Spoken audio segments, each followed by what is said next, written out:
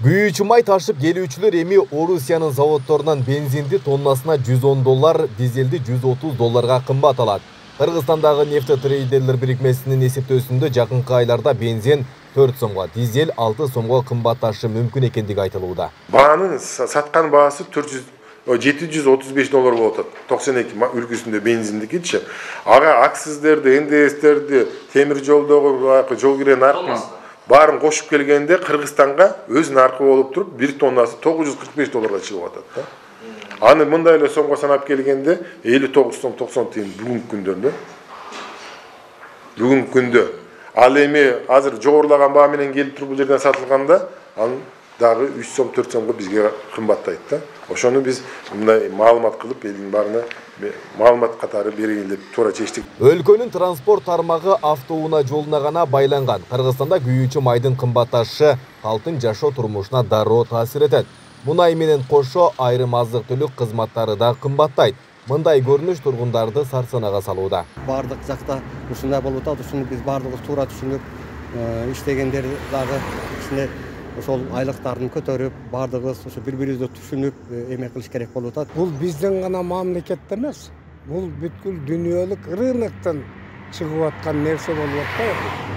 Ошондон келип, анан багы тарткылыштык маалынан, бензинден, кем поступление болгон маалынан бул бензин кымбаттаганы турат. Булга эми кымбаттаганына биздин бийликтегилер кандай аракет жасаш керек?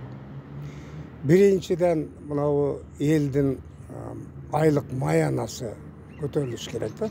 Бензинге салыштырмалуу. Пенсияны, пособияны дегендей ошолор жагын караштырып койсо, көтөрүп койсо, карапайым калкка кыйла жардам болгон турат да.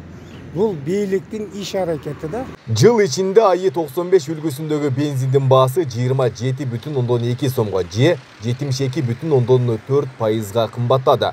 Монополияга каршы жөнгө салуу мамлекеттик агенттигинин кызматкери күйүүчү майлоочу майга болгон баанын өсөөрүн тастыктады. Ошол эле учурда негизсиз кескин көтөрүлүп кетүүсүнө жол берилбей турганын кошумчалады. Антимонополдук орган тарабынан биз азыркы күндө жума сайын, ар күн сайын